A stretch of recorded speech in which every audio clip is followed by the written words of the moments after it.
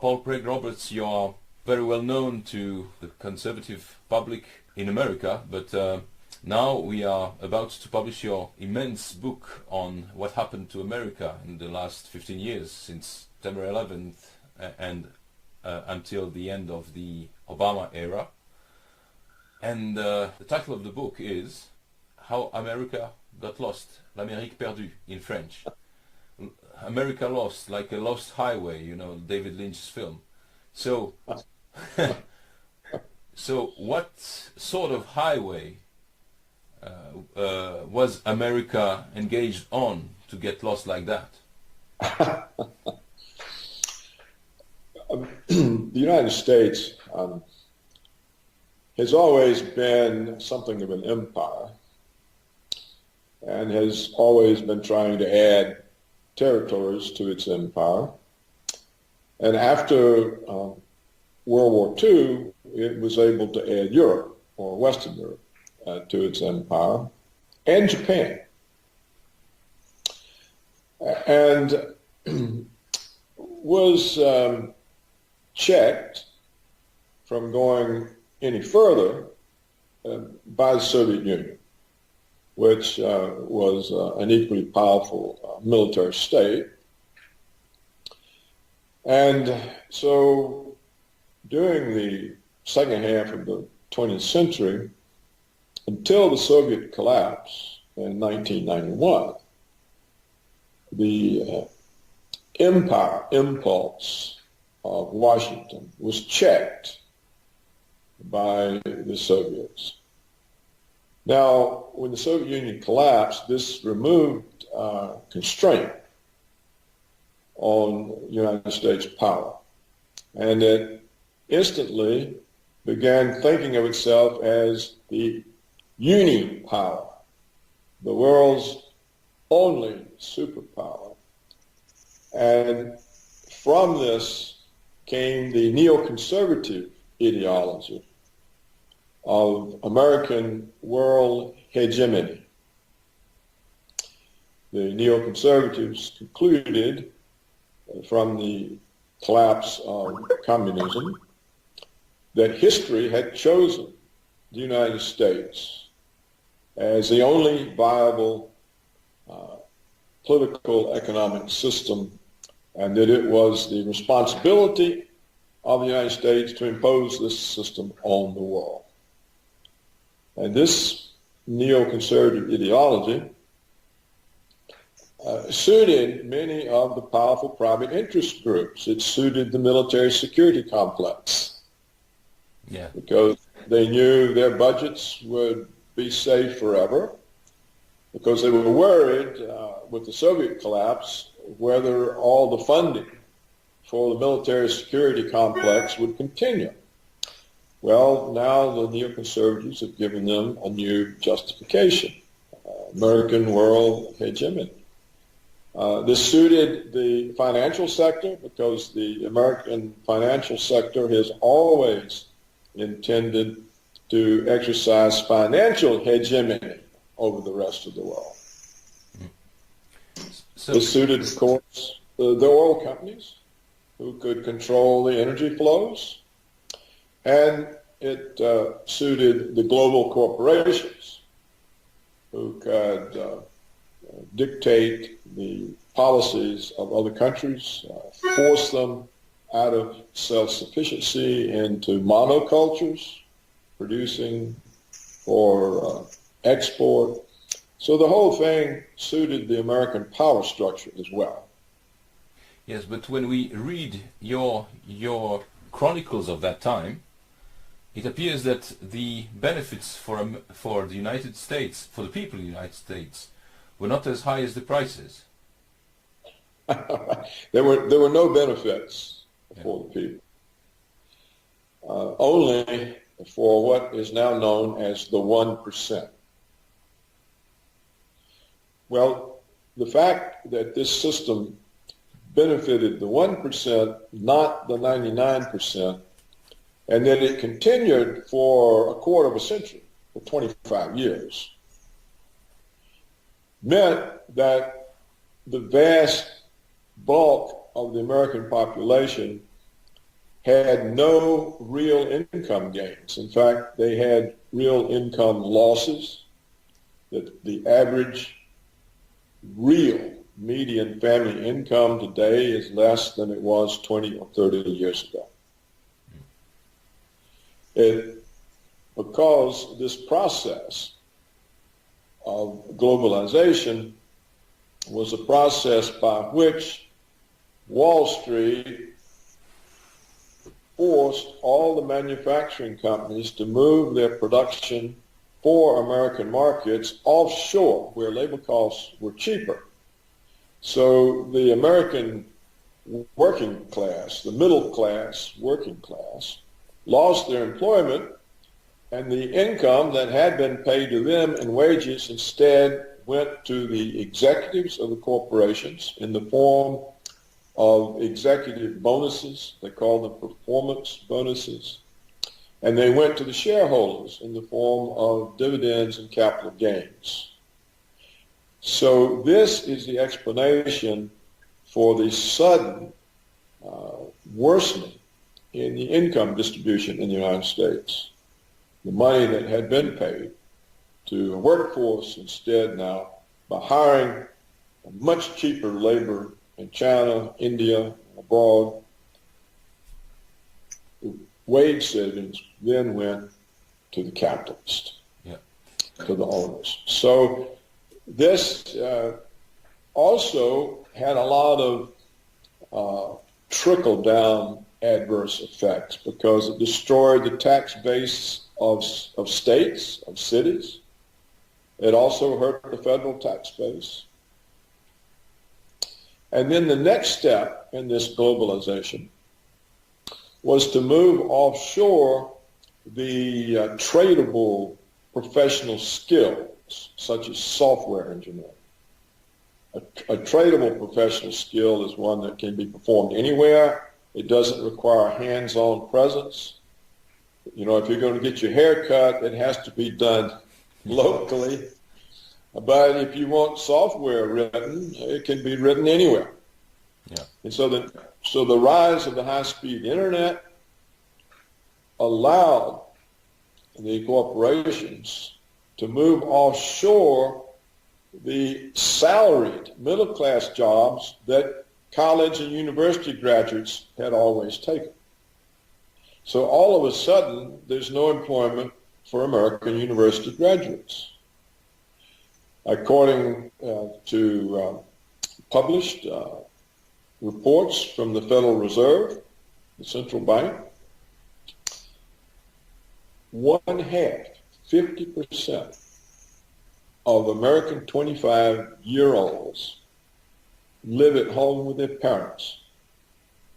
And the reason is they cannot get employment that pays enough to support an independent existence.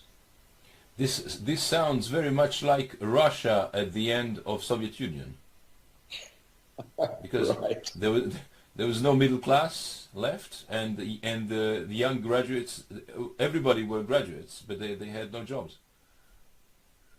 Well, it's a process in the United States of deindustrialization. It's a process of moving from the first world into the third world.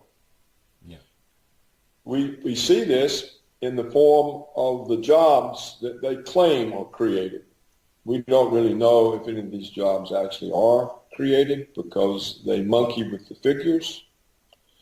But if we believe the job reports that come out monthly, the jobs are waitresses, bartenders, retail clerks, hospital orderlies.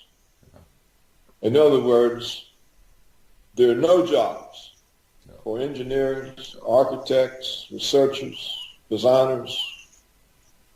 So what we have done in the last 25 years by moving first the manufacturing jobs and now the professional skill jobs such as software engineering offshore is to destroy the ladders of upward mobility that had made the United States an opportunity society in which people could rise. Now, it took a while for the population to realize what was going on, because first it's happening to you or your son or your grandson, and you think it's just an anomaly, or, you know, that, but over time it happened to so many people. They realized that they had been cast aside and that looting was going on, and that everyone was being looted for the benefit of a few oligarchs and a few powerful private interests. And you know, it was only a couple of years ago that the former president of the United States, Jimmy Carter, stated publicly that the United States no longer had a functioning democracy.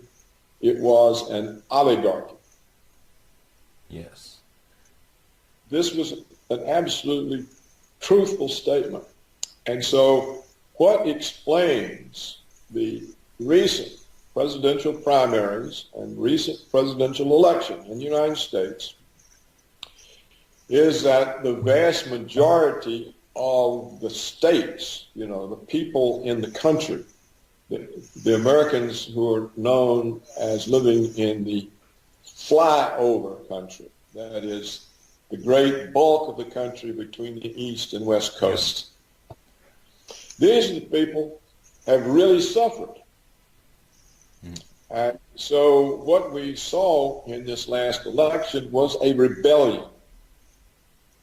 It had nothing to do with racism, with being against women, with immigrants. It was a rebellion at being dispossessed.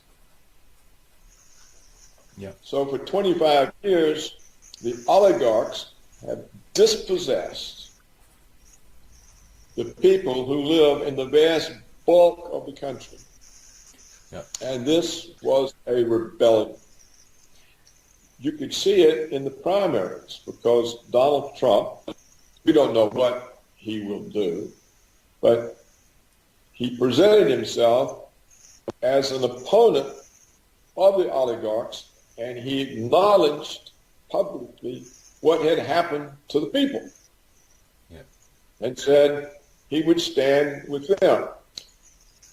Well, no other Republican candidate said that. So they are also part of the oligarchy then? Yes. They're trained that way. Whether they're part of it or not, it's just, it could even be, you know, they're not even consciously aware. It's just the way they operate in order to succeed.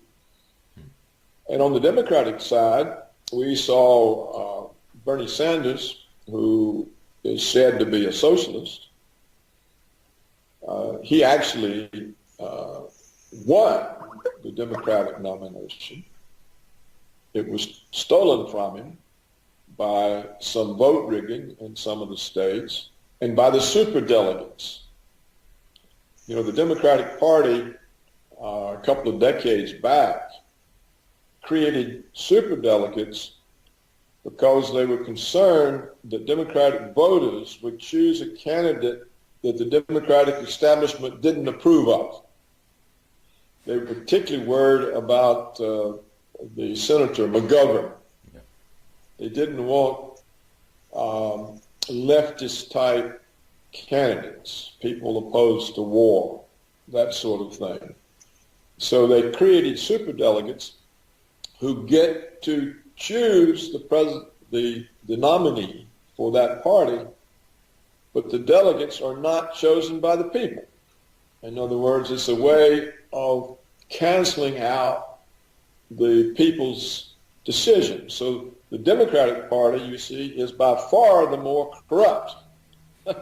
It has publicly said it's not prepared to accept the decisions of Democratic voters as to who the presidential candidate will be. They will accept it only if they approve of it. And that's the purpose of the superdelegates. So you can see democracy in America has been collapsing long before Jimmy Carter pointed it out. Hmm. So what you saw from the presidential primaries was that both Democrats and Republicans had turned against the ruling class. Yep. So it was clear to me that Trump would win. Now, there's the United States has a funny way of doing the votes. In order that every state has a voice, they have what's called an electoral college. So the people in a state who are voting for a candidate, they are voting for electors that represent that candidate. And electors are proportioned out in some way according to population. So it's possible in the United States to win the vast majority of the states and not win the popular vote, because you can carry just a few states that are heavily populated, such as New York and California, and you can get more popular votes than you could get by carrying some 20 other states. Yeah. But this is the way the system was designed from the beginning, and it was so that, because in the beginning, the United States, the states were almost sovereign. The central government was weak. It was kind of like a unity of different countries. Yeah. That's why they were called the United States. And so for the states to agree to be somehow in a centralized government, they needed to have some assurance that they had a say in the outcome of those elections. So I think that's the rough, brief history of the Electoral College. Yeah. So Trump easily won in terms of the Electoral College. They're still counting popular votes, and it appears he has lost popular vote by about 500,000 voters. You know, they both have 47% plus a decimal of the votes.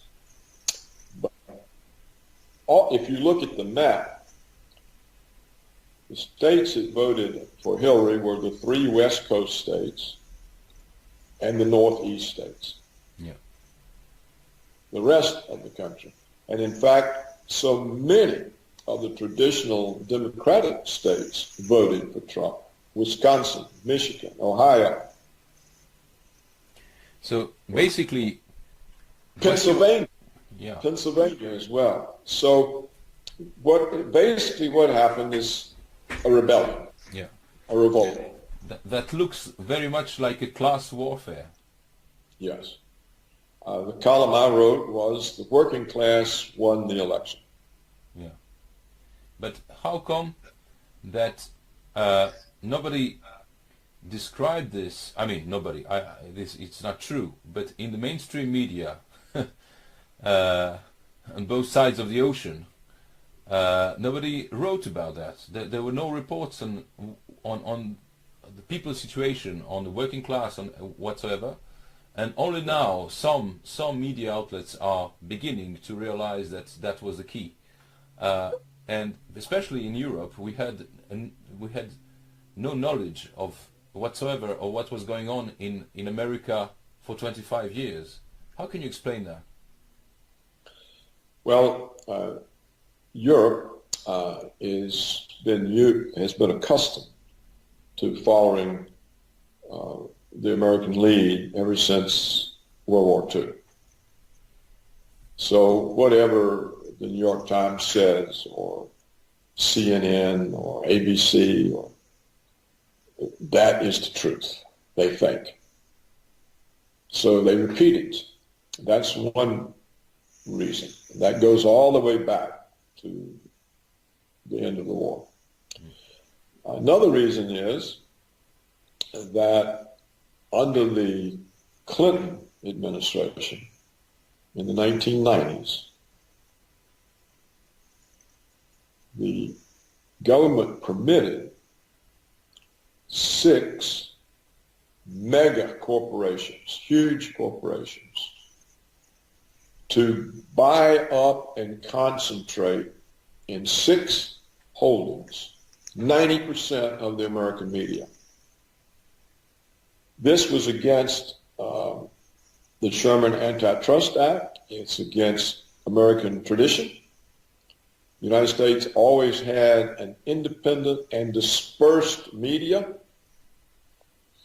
A great bulk of it might be conservative during certain periods of history. In more modern times, it was liberal, you know. But it was not concentrated in 6 hands. Well, once Clinton let the oligarchs concentrate the media, 90% owned by 6 companies, all independence disappeared. Furthermore, journalists no longer ran the companies. They were run by former government officials and by corporate advertising executives. The value of these massive corporations lies in their federal broadcast licenses. So they cannot go against the government. They cannot go against corporations because of the advertising revenues. And they can't protect one another because they're all concentrated in 6 hands. So there's no such thing as an independent American media except on the internet. The print and TV media serves as a ministry of propaganda. And the common term for the American print and TV media is prostitutes. Yes. This is a contraction of press prostitute. The latest poll showed that the American people, that only 6% of the American people had any confidence in the media.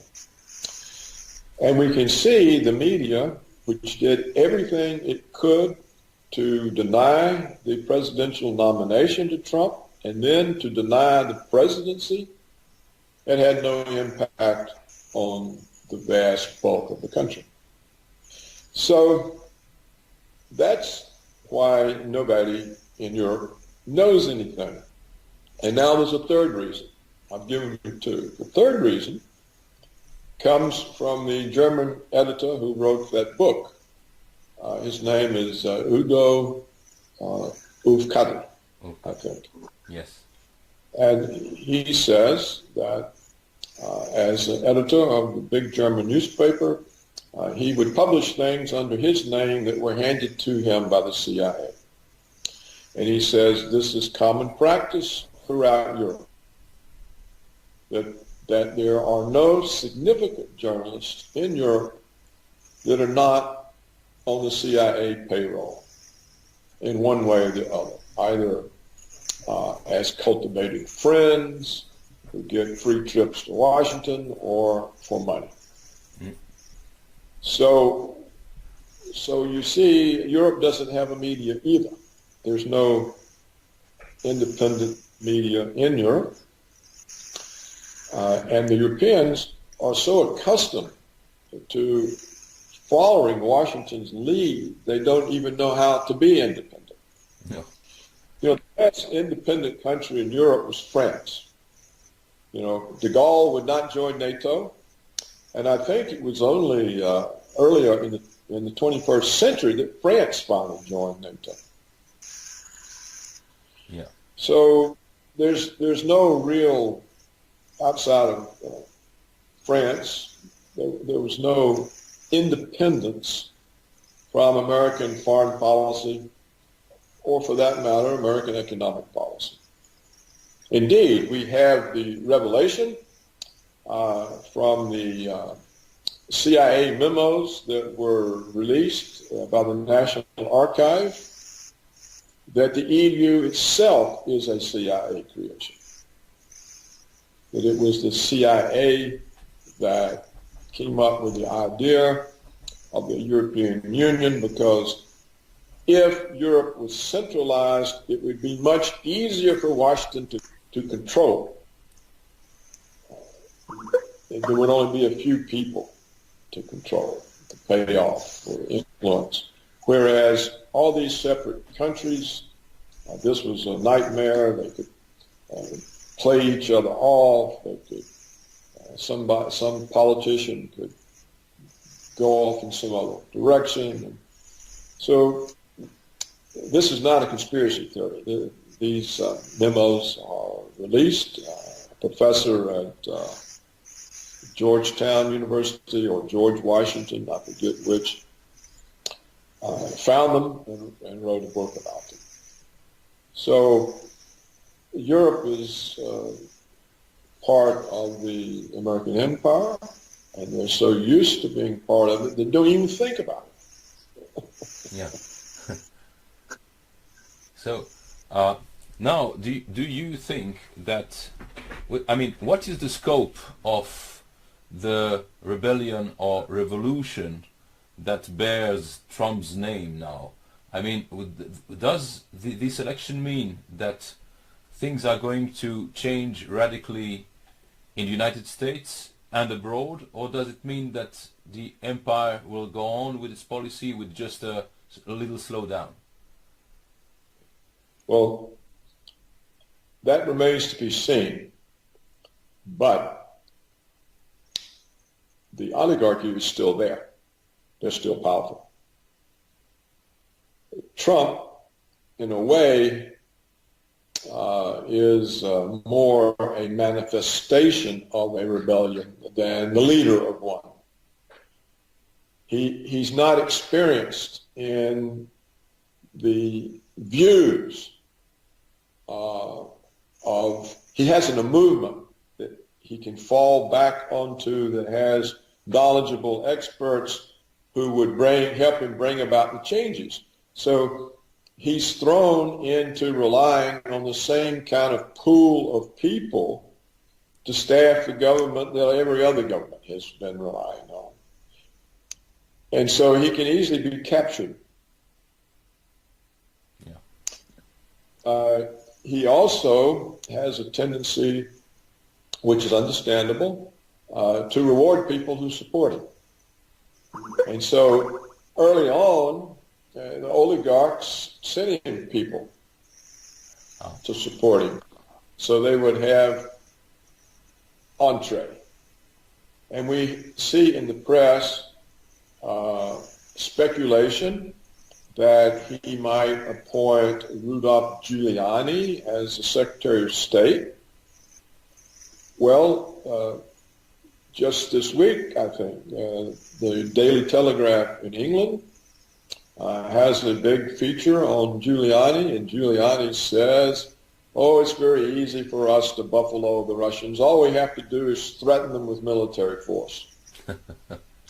This is the opposite of what Trump has said. Yeah. So how can he be the Secretary of State? Another candidate that the speculation is about is John Bolton. John Bolton is one of the most extreme of the neoconservative warmongers, running around threatening other countries. Do as we tell you, or we'll bomb you into the Stone Age. Yeah. Well, now how does Trump improve relations with Russia if either of these people is the Secretary of State or the Secretary of Defense? It can't happen. No. And if you look at some of the other people, they're either former congressmen or congressmen, people who wouldn't know how to withstand the pressures from the oligarchs, how to withstand the pressures from all of the bureaucracy that the neoconservatives have appointed over the last 15 years. The people in the CIA and the NSA and the Pentagon, you know, he's up against a very powerful established force. And it remains to be seen whether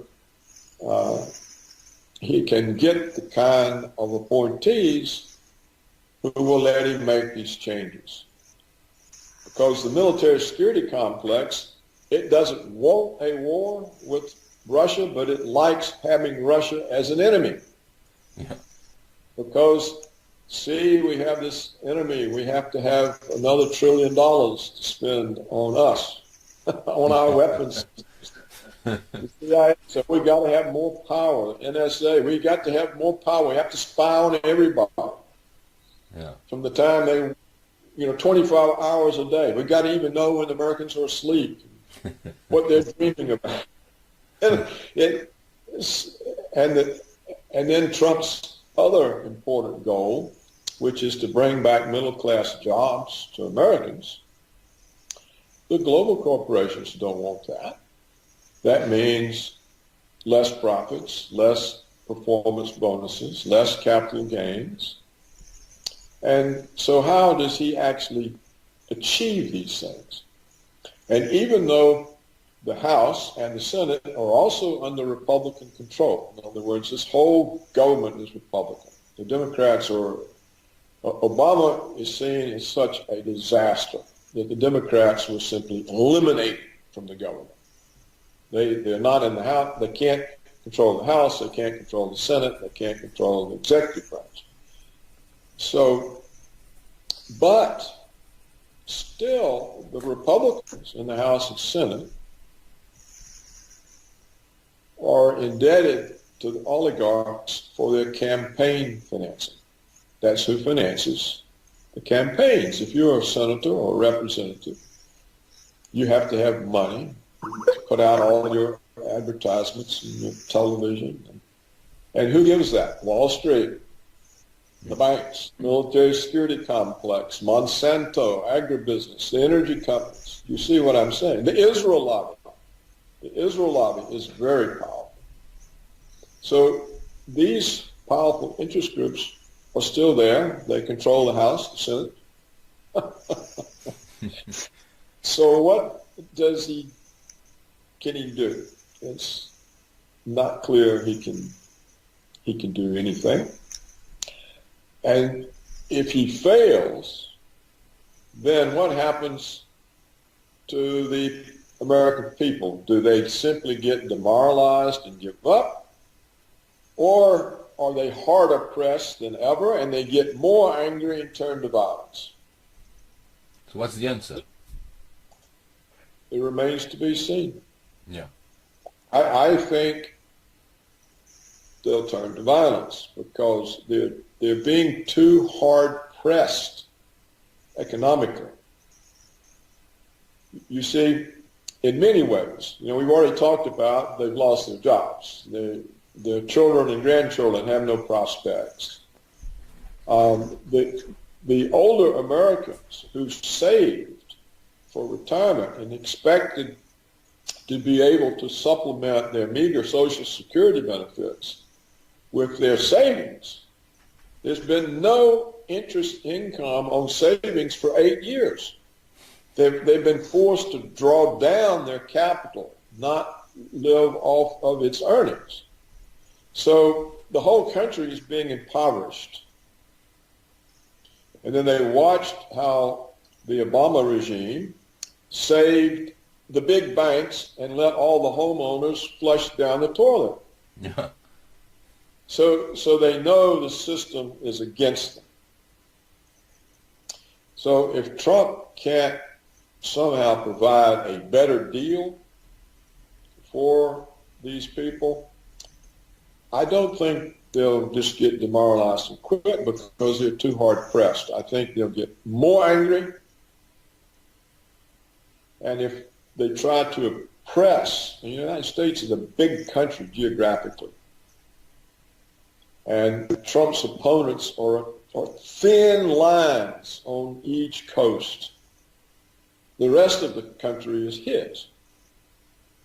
So I think if they don't make an accommodation with Trump and don't let him bring about these changes, they'll be faced next time with a more violent outpouring, more violent candidate.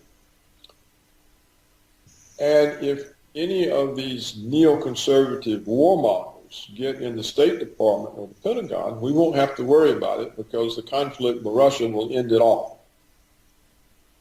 You cannot convince a powerful country like Russia that you're going to attack them and have them just sit there and wait. No. They won't do it. And Putin has given them already warning after warning, and they don't hear.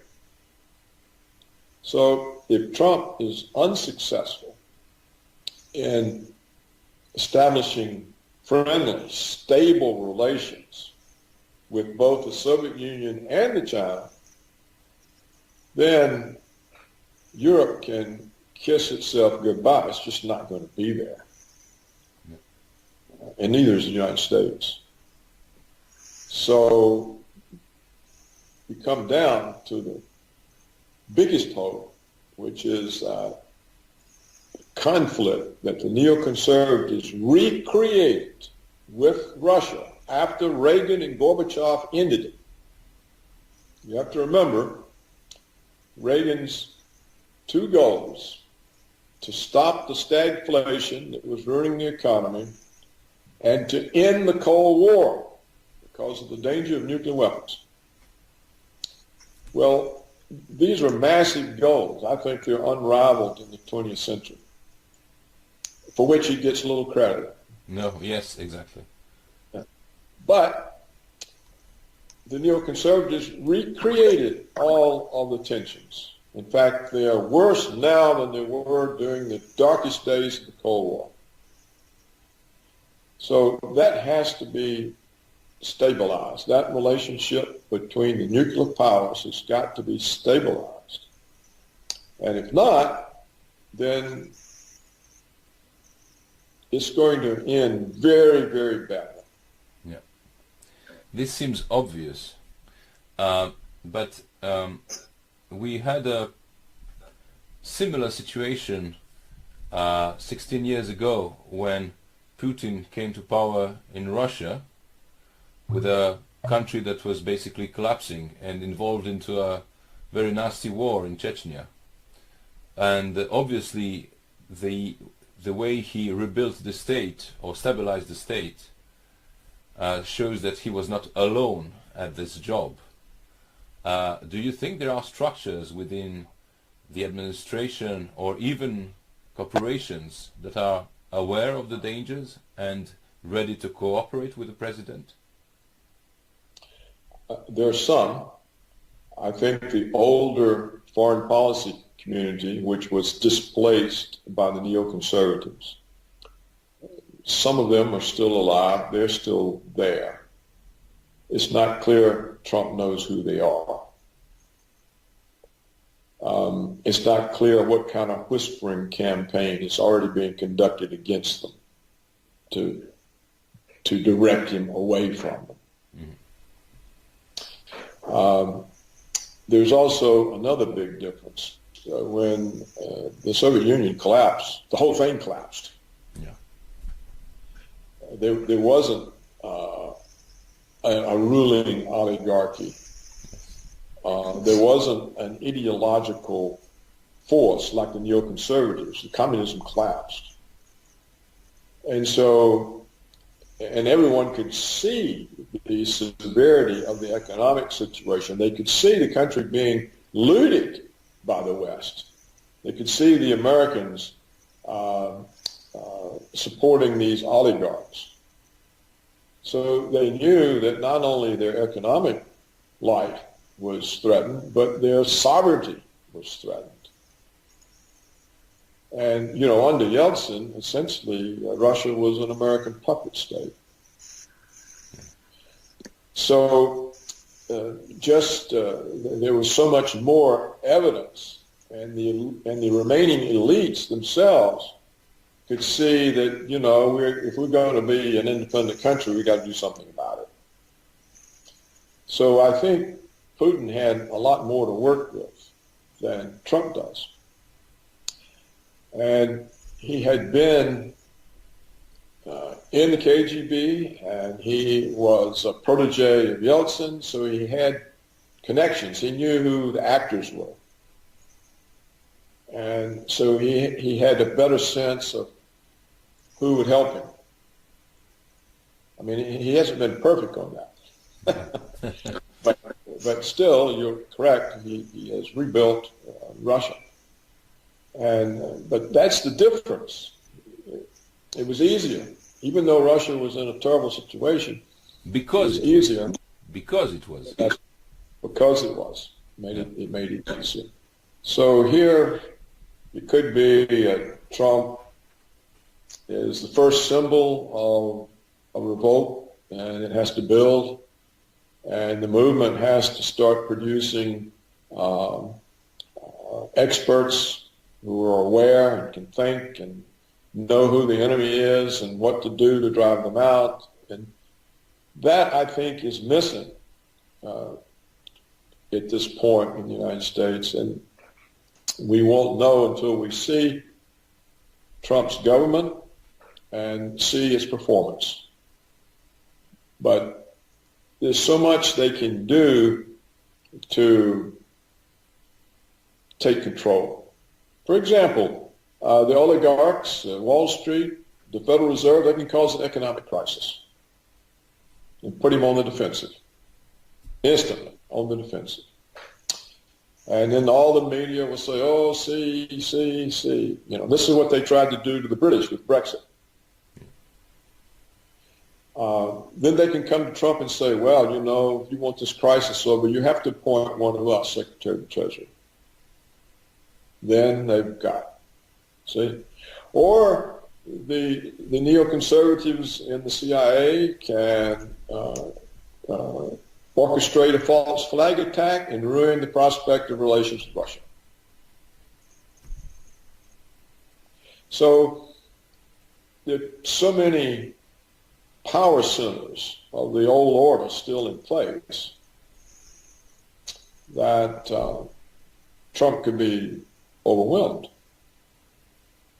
We'll just have to see whether there's any chance for him to bring changes that the people hope for.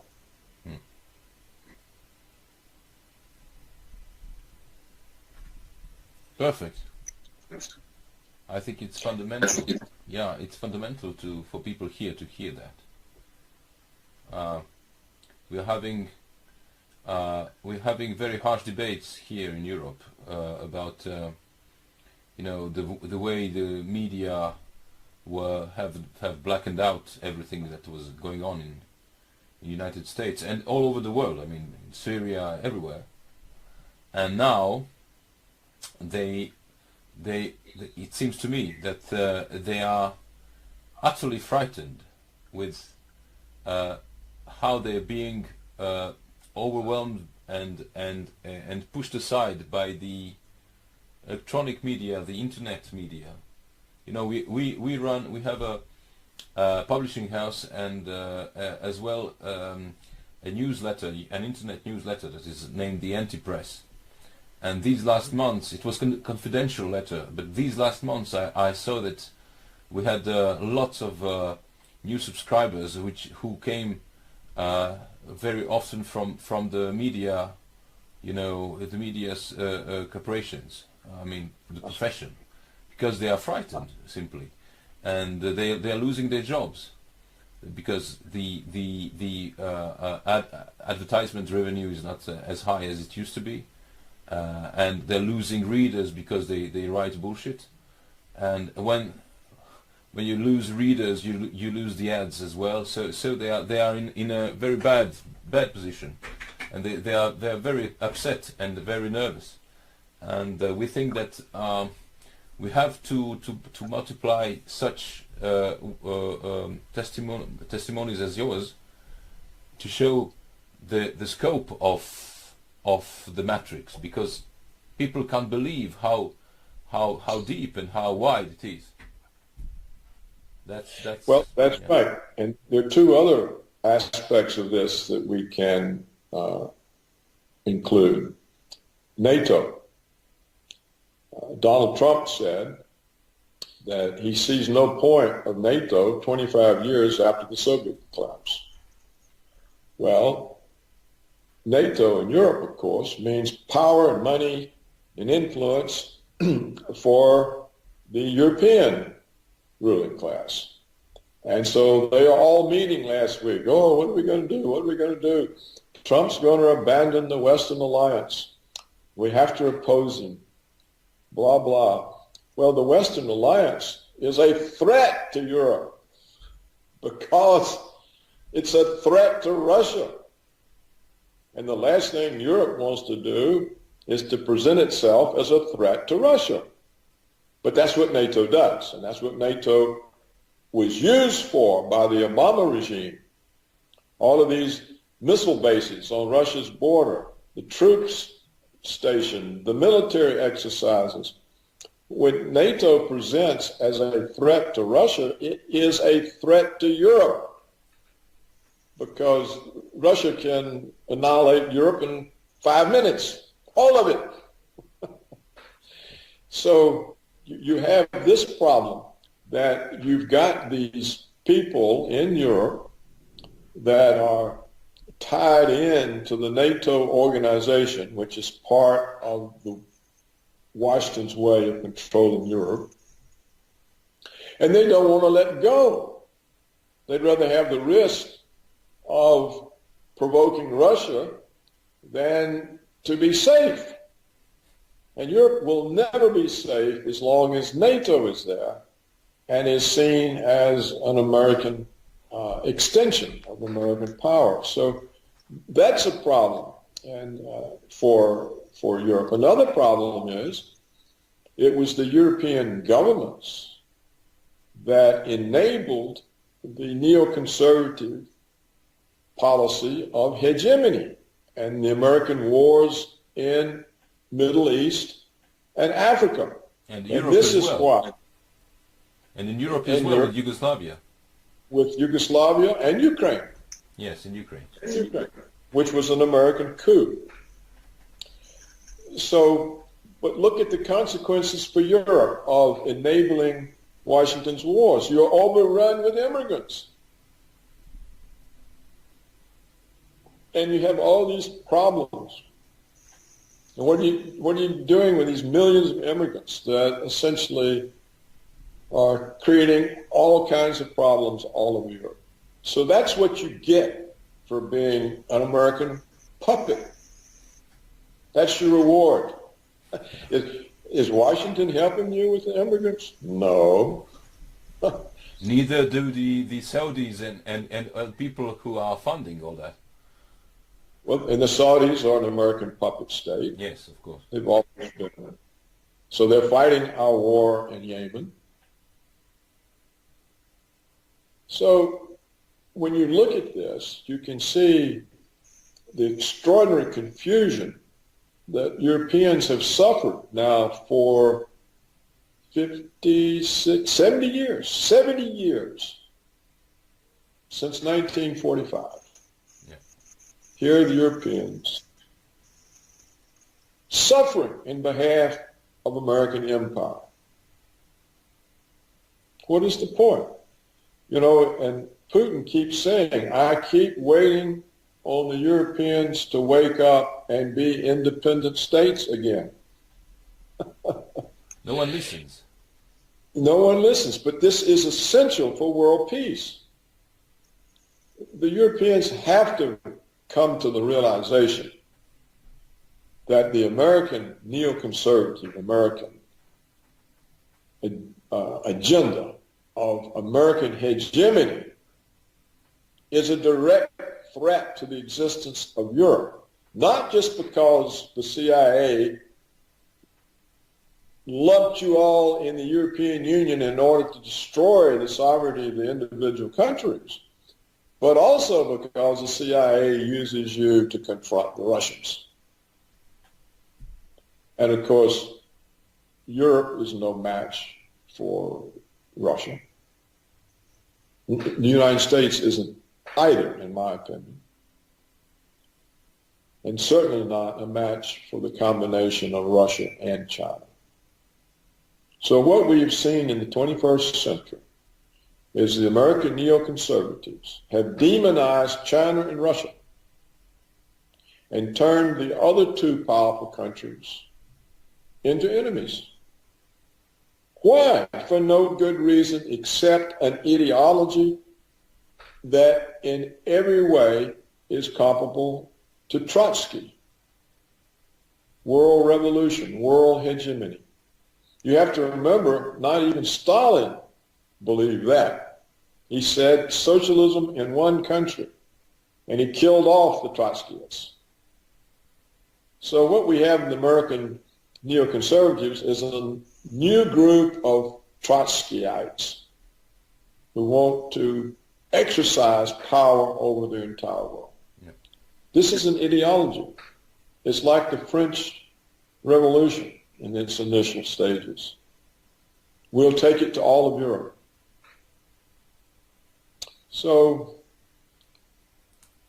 at some point, the Europeans have to understand that none of this makes them safe. Are they safe with 2 million immigrants running around, abusing women, causing crimes? No. Are they safe being drawn into confrontation with Russia? No. Are they safe being forced to hurt their own economies by abiding with American sanctions? No.